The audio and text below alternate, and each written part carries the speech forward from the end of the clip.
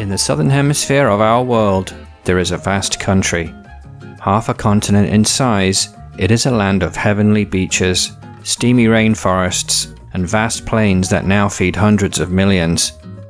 A country with a troubled past, built on slavery and exploitation of resources. 500 years later, it now stands on the brink of becoming a global power in its own right. This is the country of the Carnival and the rhythms that spread across the world. This is the country that took an English game and turned it into an art, and in the process came out on top. This is where Africa, Europe, and the Americas collided, and the result was Brazil.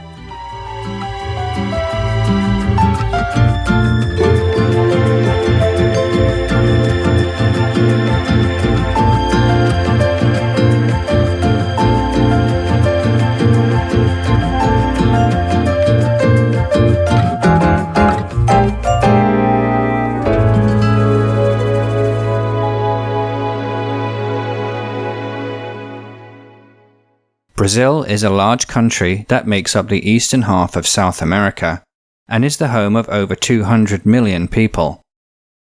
The name of the country is believed to have come from the Brazilwood tree that once grew in large numbers along the coast, so named by the Portuguese colonists that referred to the valuable red dye it produced.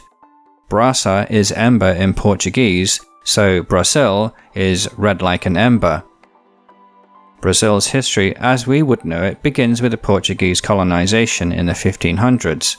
But prior to this, the vast region of eastern South America was home to hundreds of indigenous tribes that had been living there as early as 11,000 years ago. The largest of these groups were the Tupis, Guaranis, Geish, and Arawaks. As many as 6 million occupied the area at the time of the arrival of the Europeans, but this number was decimated in the following few years, as it was in so many parts of the Americas at this time, by imported diseases that they had no immunity to. In 1494, just 2 years after Columbus's discovery of the New World, Spain and Portugal agreed to divide these new lands between them in the Treaty of Tordesillas. Because of the poor knowledge of the geography of the Americas at this time, the actual demarcation line was specified as the number of leagues east of the Cape Verde Islands near Africa, and as longitudinal navigation was also poor, the demarcation line varied according to opinion, but was close to the estuary of the Amazon River. All to the west of this line was claimed by Spain and all to the east by Portugal, although the line was not strictly enforced, as is evident by today's borders. This treaty is the origin of why, today, the western half of South America speaks Spanish, and why the eastern half, encapsulated in a single country of Brazil, speaks Portuguese. The land of Brazil was formally claimed for Portugal by an expedition headed by Pedro Álvares Cabral in 1500, being the first Europeans to set foot in South America, specifically along the central coast of Brazil at Porto Seguro. It wasn't until 30 years later, though, before colonization efforts began, with the granting of titles to paying donors of strips of land along the Brazilian coast by King John III of Portugal.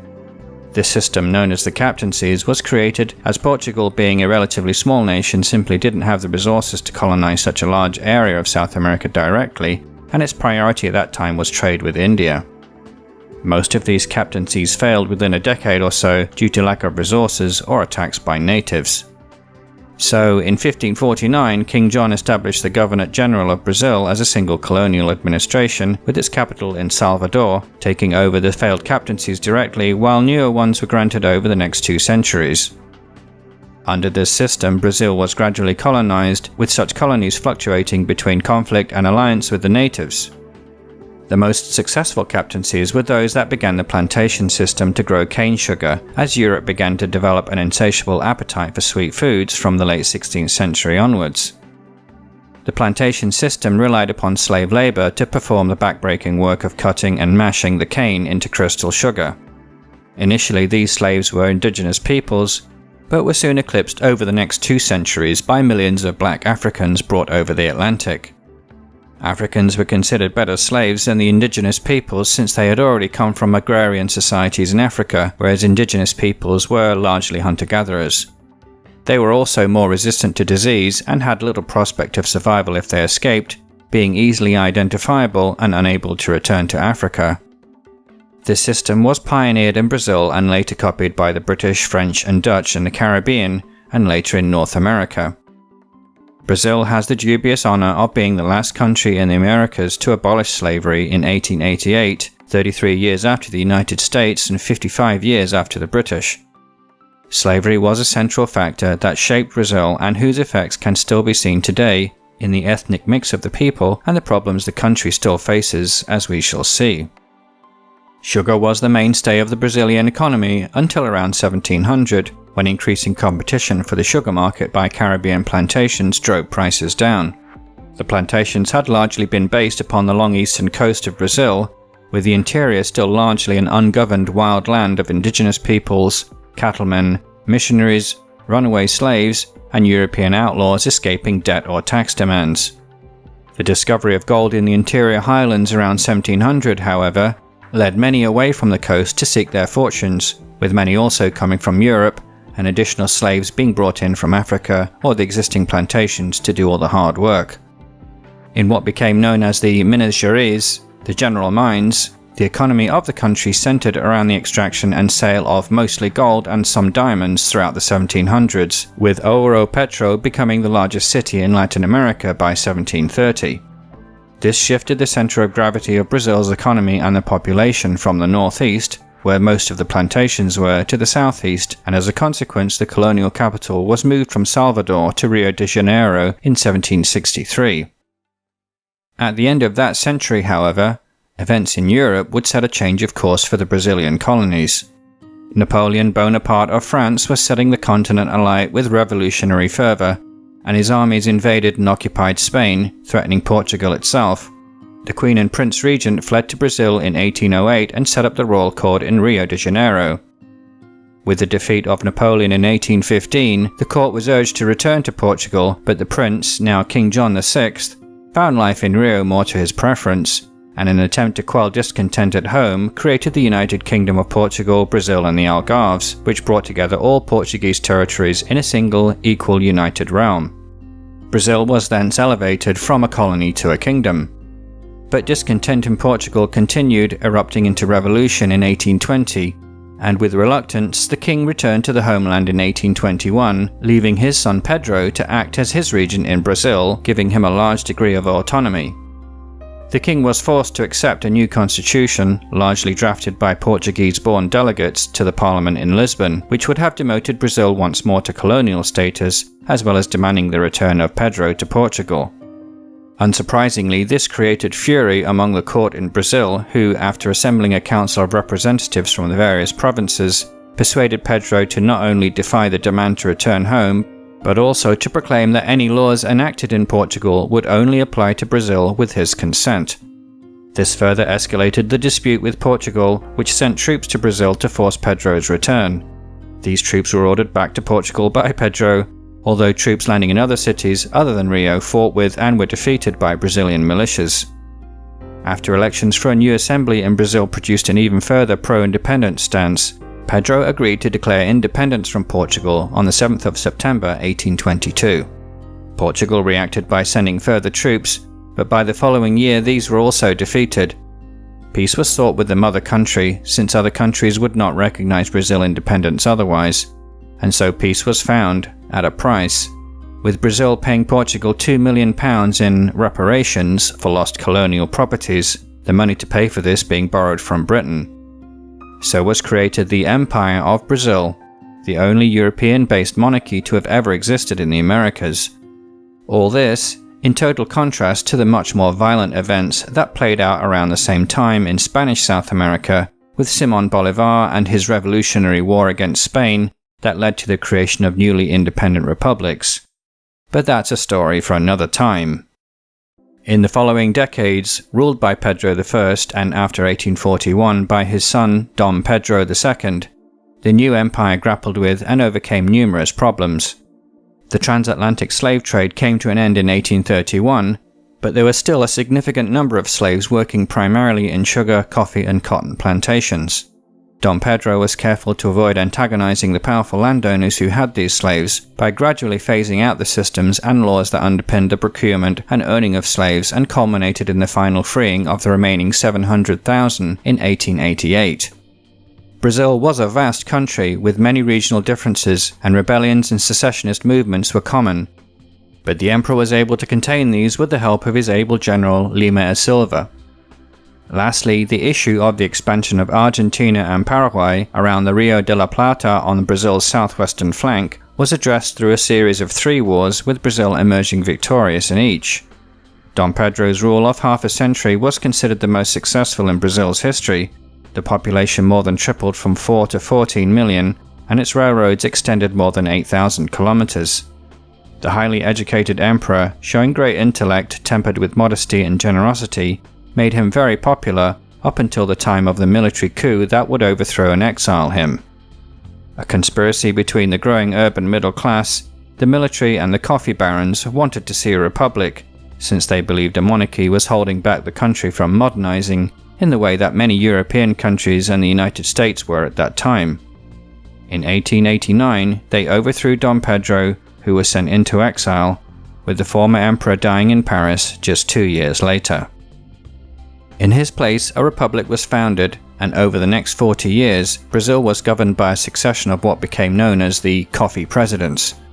Coffee now dominated the Brazilian economy, accounting for half of all exports, and where there's money, of course, there's power.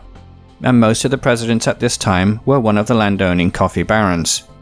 It was in this period from 1870 to 1930 that saw the biggest wave of immigration from Europe, with over 4 million arriving in this time. Most of these came from Portugal and Italy, with many others from Germany and Spain. Many of them worked in the coffee plantations that had lost their previous supply of labor in the form of slaves. In the first part of the 20th century, the demand for rubber used in tires for the newly invented automobile opened up the Amazon basin for the first time, since rubber trees thrived in the hot and wet tropical rainforest climate.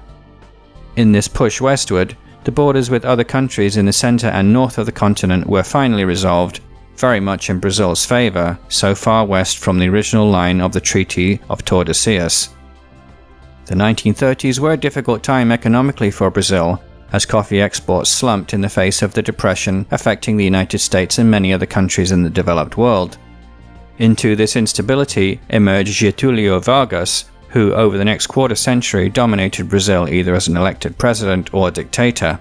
Vargas, a big supporter of the United States, brought the country into World War II on the side of the Allies, with servicemen operating anti-submarine patrols in the South Atlantic and ground troops seeing battles in Italy. The Vargas era came to an end in 1954 after a series of scandals, the last one involving him in an assassination against a political rival. He took his own life rather than face the humiliation of being forced to resign. The following years, under President Kubitschek, saw a greater emphasis on developing infrastructure such as dams, hydroelectric and roads, and in particular the building of a brand new capital, Brasilia, in the interior of the country, to spearhead a push to develop the country further inland through the development of its resources and farming. These projects came at a huge cost, without any immediate economic growth, however, and on top of existing economic problems that were not resolved in the Vargas era, leading to inflation spiraling out of control and an economic crisis that quickly developed into a complex series of political crises that brought the country to the verge of civil war between the two camps that followed the Vargas political school and those that did not, which was essentially a left-right split.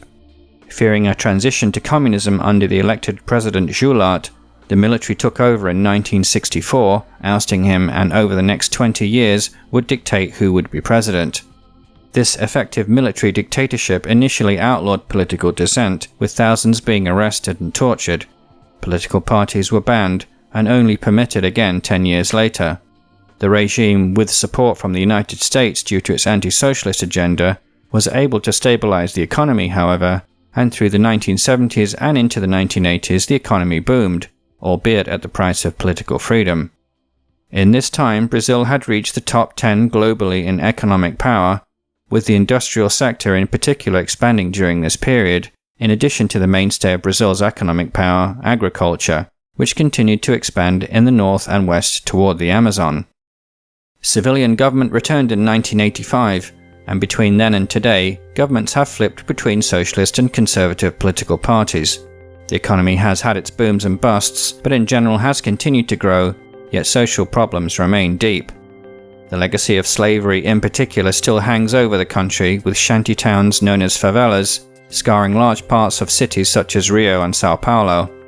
When the slaves were freed in the 1800s, the state provided no aid or assistance to them, and so they simply built their homes wherever they could, with any materials on hand, taking the meagre wages offered to them as unskilled and uneducated labourers. And this problem of a lack of education and prospects, along with social exclusion, has continued into subsequent generations, as they are effectively treated as second-class citizens by those not from the favelas. Brazil today has one of the highest income inequality indexes in the world, and perhaps as a consequence is home to high levels of violence in the larger cities, although drug gangs also must play their part in this problem. There have been, in response, reports of police death squads to deal with these criminals extrajudicially. Away from the cities and in the interior, destruction of the Amazon rainforest by the poor looking to eke out some living on the frontier has brought unwelcome international attention and criticism, as many in the developed world see this region as a global asset, both for its biodiversity and its role in acting as a sink for carbon dioxide. Brazil is a federation of states in the same way that the United States or Germany is, with each of the 26 states exercising considerable authority within their own territory. Above these are the national federal government, which dictates foreign policy and other national policies that it deems are within its remit. Below the states are the municipalities, totaling over 5,500 nationwide, with the larger states having hundreds each, while smaller states might only have just over a dozen. The capital is Brasilia, located within its own federal district that is under the direct control of the federal government. That government is divided into three branches: the executive, legislature, and judiciary, just like the United States. The executive is headed by the president, who is elected by the people, all of whom must vote by law, to serve a 4-year term, renewable once. The legislature, which passes motions into law, is bicameral, meaning there are two houses. The upper house is the Senate, which represents the power of the 26 states plus the federal district, with 3 senators from each to give a total of 81, serving 8-year terms. The lower house is the Chamber of Deputies, comprising 513 seats elected to 4-year terms, and reflects more the actual population, with more populous states returning more deputies. Since its independence in 1822, Brazil has undergone no fewer than 6 revisions to its constitution, with the most recent from 1988 being a complete rewrite.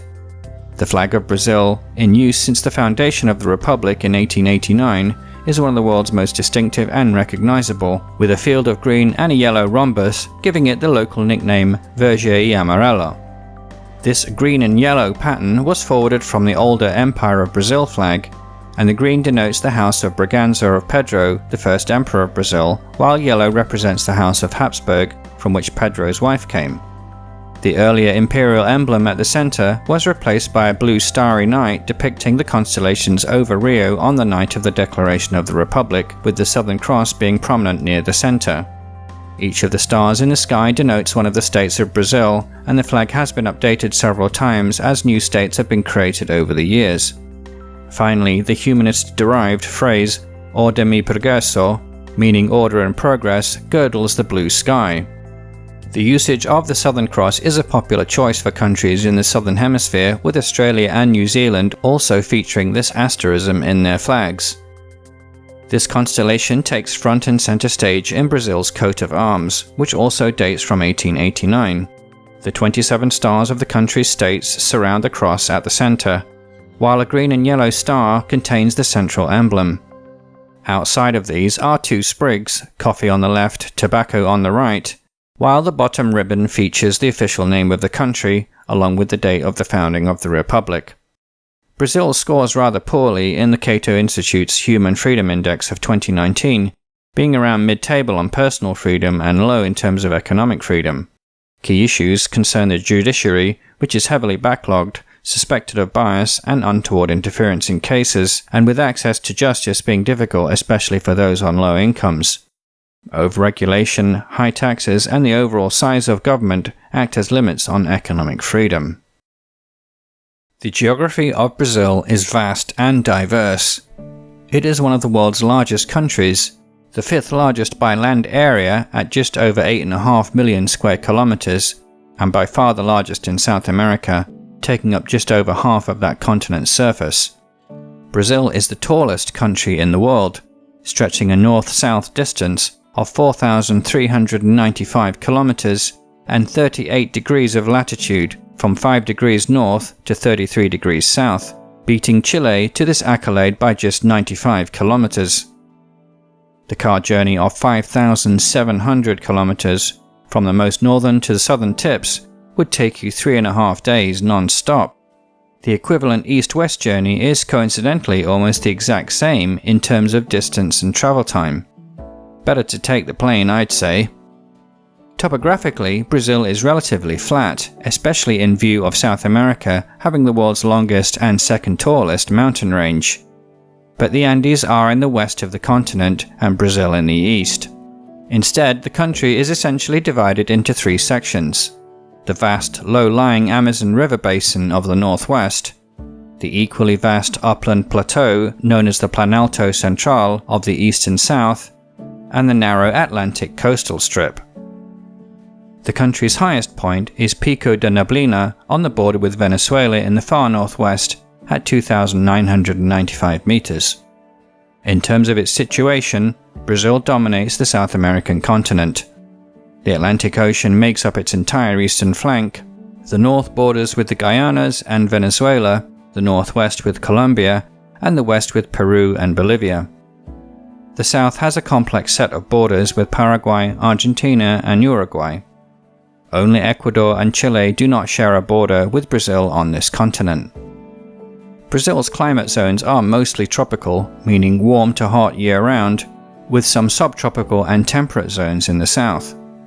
A tropical rainforest climate which is hot and wet year-round exists in the Amazon basin of the northwest and also along parts of the Atlantic coast. The graphs are similar, but the causes for these two areas are very different. The Amazon is mostly wet year-round due to the shifting upwardly convective tropical low-pressure system known as the doldrums.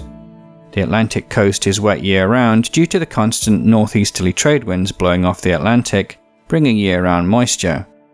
The tropical monsoon climate is similar to the tropical rainforest climate but has a noticeable drier season. This occurs again in the northwest Amazon basin and along the Atlantic coast. The largest climate zone in Brazil, however, is the tropical savanna climate, which is like the other two, only the dry season is very pronounced, and is an ideal climate for the growing of many crops. The northeast of the country is the driest part, and due to unpredictable rainfall patterns from one year to the next, can experience extreme droughts. It's here that we find a hot, semi-desert climate. In the uplands of the south, with higher altitudes, we find a number of subtropical highland climates which are noticeably cooler than the surrounding areas, with mild temperatures year-round and ideal for the cultivation of coffee. Some have year-round rain, while others just get rain during the summer months. Finally, in the far south, we experience more seasonal temperature variations, and this gives us the humid subtropical climate of hot summers and cooler winters with year-round rain. In terms of natural biomes, Brazil has among the richest of any countries. The Amazon basin of tropical evergreen broadleaf forest is home to the world's second longest river and largest by water volume, and discussion of which could take up a whole video in itself, such as the richness of its ecosystem and the importance it plays globally in terms of regulation of climate. The area was for the longest time unexplored, and even to this day it is believed that there may still be indigenous tribes there that we have still not made contact with. The continued deforestation of this area, much of it done without government permission, to make way for farming and cattle grazing in particular, has been a touchpoint in Brazilian relations with the countries of the developed world who view this area as a global resource. Evergreen forest also exists along much of the Atlantic coastal strip. This is known as the Atlantic forest and is almost as rich as the Amazon, being fed by constant year-round rains thanks to favorable trade winds. Further south, these forests change in species types due to a wider band of temperature between seasons and make up the subtropical broadleaf forests in this area. The center of the country, the vast Planalto Central, was once dominated by savanna, a mix of broken forest and tropical grasses, but has since been extensively farmed and is responsible for Brazil's giant agricultural sector. Between the evergreen forests and savanna lies a broad stretch of seasonal tropical forest that loses its leaves in the dry season. The dry northeast, prone to long droughts in some years, is unable to sustain anything beyond semi-desert scrub-like vegetation in what is known as the Caatinga. Lastly, temperate grassland or pampas borders the far south with Uruguay and Argentina. And, by the way, the LON's 08 system of biome classification, the map of which you are looking at, and the subject of an entire series of videos of mine, was developed by a team based in, you guessed it, Brazil. With a current estimated population of 212 million, Brazil is the world's 6th most populous country. Most Brazilians live in relatively small areas of concentration in the southeast and northeast, while much of the interior, by contrast, is either undeveloped rainforest or farmland. The southeast is home to the two largest cities of São Paulo and Rio de Janeiro. Rio, whose metropolitan area is home to 12 million people, was the capital of Brazil for almost 2 centuries, from 1763 to 1960, and today is without doubt home to one of the most recognizable and spectacular geographic settings of any global city. Sugarloaf Mountain, the Cristo Redentor statue, and Copacabana Beach are all world-famous landmarks. The city, which hosted the Olympic Games in 2016, is regarded as the leading cultural hub of the country. Not to be outdone, however, São Paulo is over twice Rio's size, with 21 million in the greater São Paulo area and as much as 33 million in the wider area connected to the city. São Paulo is, in fact, the largest city in the Americas, beating even New York City in size, and the largest city in the Southern Hemisphere. It is home to most of the large corporations in the country, the economic and financial center, and home to a large manufacturing sector.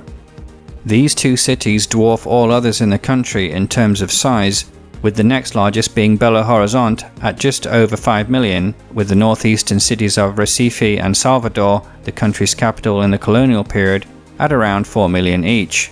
The country's capital of Brasilia, built from scratch in the 1950s in the heart of the Planalto Central, is also around 4 million, while the largest cities in the far south are Porto Alegre and Curitiba, each between 3 and 4 million. Manaus is also worthy of mention. Although only 2 million in population, it is in the center of the Amazon basin, far from any other city of comparable size, and developed out of the rubber boom of the early 20th century. Being on the north bank of the Amazon River, it has no direct road connection to the rest of Brazil, with a ferry crossing being required. Brazil is ethnically one of the most diverse countries in the world, a product of its unique history of indigenous peoples, Portuguese colonists, later European settlers, and African slaves. The result of this historical melting pot creates a complex picture today. How Brazilians identify their ethnicity is not straightforward and is, as usual on matters of race, controversial. The Brazilian Institute of Geography and Statistics has been conducting censuses in the country since the 1940s, and in these, individuals are asked to self-identify their ethnicity, putting it into one of the following groups: Brancos for white Europeans, Pretos for black African descent, Pardos for mixed ethnicity, Amarelos for Eastern Asians, and Indigenous. The result of the most recent census of 2010 shows a close split between Brancos and Pardos, making up almost 90% of the population between them, with about 10% identifying as black, 1% East Asian, just 0.5% as Indigenous. When these numbers are broken down by municipality, an interesting pattern emerges. The north is dominated by the Pardos of mixed descent, while the white Brancos make up a majority of the populous southeast and are dominant in the far south. This echoes the historical buildup of populations in Brazil at different times. The older northeast, with its sugar plantations, had a huge influx of black African slaves, which, over the centuries, mixed with the Portuguese colonists, while the south saw the majority of heavy immigration in the latter half of the 19th century from Europe. In terms of religious affiliation, from the 2010 census, almost 2/3 of the population stated that they were Catholic Christian, while about 1/4 stated Protestant Christian, and the remaining fifth either no religion or other. Portuguese, from the Latin branch of Indo-European languages, is the official and national language of Brazil and is spoken by the vast majority of the population. It is the only country in Latin America with this status, with practically all others being Spanish, a product of that demarcation line in the Treaty of Tordesillas over 500 years ago. Of the estimated 282 million Portuguese speakers globally, Brazilians account for 3/4 of them. There are many regional accents spoken throughout Brazil, which is no surprise for a country of its size, but in general they adhere to a common language that differs from the mother tongue of Portugal in a similar way to Latin American Spanish and Castilian, or American versus British English, in that many substitute words are used in place of the original European language, as well as a different pronunciation. Brazil's economy is one of the largest in the world, ranking 9th to 12th in nominal GDP globally depending upon compilation.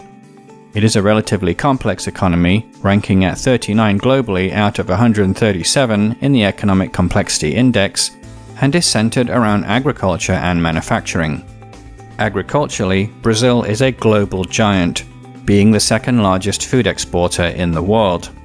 It is the world's largest producer of soybeans, coffee beans, oranges, and sugarcane. In terms of coffee production, Brazil has held that top spot for over 150 years. In terms of livestock, it is the world's second largest producer of beef, the third largest producer of milk, and the number one exporter of chicken meat.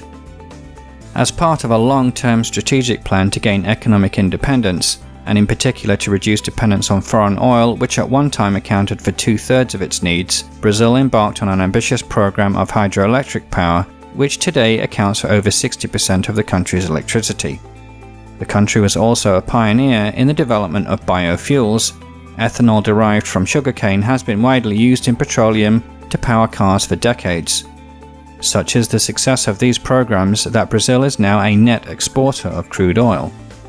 Mining is also a major part of the economy, with Brazil's vast area providing significant deposits of a diverse array of metals. Chief among these is iron ore, of which Brazil is the number 2 exporter globally. Brazil has a large and diverse manufacturing sector, second only in the Americas to the United States. It is the world's 8th largest producer of cars and trucks, with a tradition of automotive manufacturing that goes back to the 1920s. In aerospace, Brazil is part of a very select group of countries that wholly produces its own large aircraft. The Brazilian company Embraer is the third largest manufacturer of civilian jets and airliners after Boeing and Airbus, and in particular has led in the niche market of smaller regional jet-powered airliners. The Brazilian currency is the real, which at the time of this video was worth about $5. Inflation is currently low, but in recent decades has suffered severe episodes. From 1981 to 1994, the inflation rate was never below 100% per annum, and in 2 of those years exceeded 2,000%. Brazilian culture is rich, being a fusion of European, African, and indigenous cultures.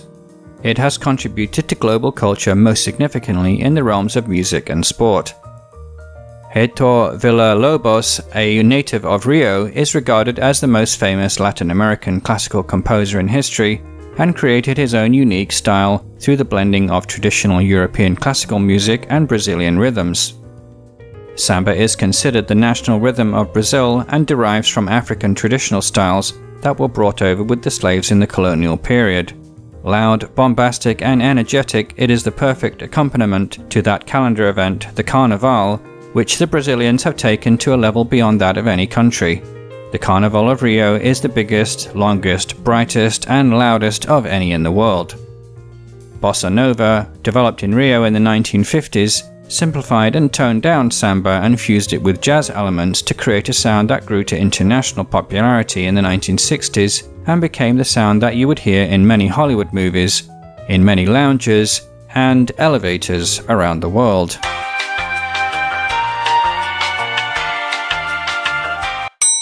Brazilian architecture has drawn mainly from traditional European elements in the past, but many Brazilian architects in the 20th centuries embraced modernism, with the Rio-born Oscar Niemeyer becoming internationally recognized for his work in the development of the new capital of Brasilia, as well as collaboration on the United Nations complex in New York City.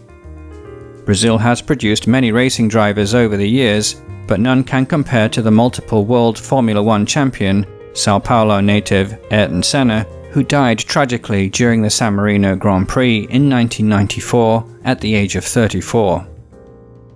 Football is the world's most internationally popular sport, and many would love to argue this point, but really, is there any disputing as to who has the greatest national team? Brazil has won the World Cup no less than 5 times, more than any other nation, and players such as Pelé and Neymar are household names around the world. There isn't any country in the world quite like Brazil. It had the unfortunate start of simply being a project for the exploitation of resources to send back to the mother country of Portugal, with the reckless exploitation of indigenous and African peoples along the way. But 500 years later, that project is a country that overshadows its progenitor 20 times over. A truly international mix of people that have forged their own unique identity across this vast country of geographic riches, and who together have created the beginnings of an economic superpower. There is no question that the country still faces serious problems, such as those of socially integrating its former slaves, of government corruption, and environmental destruction. Whether it continues to grow and develop is up to the 200 million that call themselves Brazilian. It has been a difficult birth and childhood for a nation, but as Brazil moves to claim its seat at the top table of international movers and shakers, the future can hold great promise if the country can unite and put its troubled past behind it. And that's Brazil. Please like and share this video if you enjoyed it or found it useful, and please let me know your thoughts in the comments, especially if you're from this country, and if I missed out anything that you feel is important. If you haven't done so already, then please click the subscribe button so you don't miss future episodes. You can also support future development of this channel by becoming a Patreon supporter for as little as $2 a month. Thanks again for watching, and I'll see you in the next episode.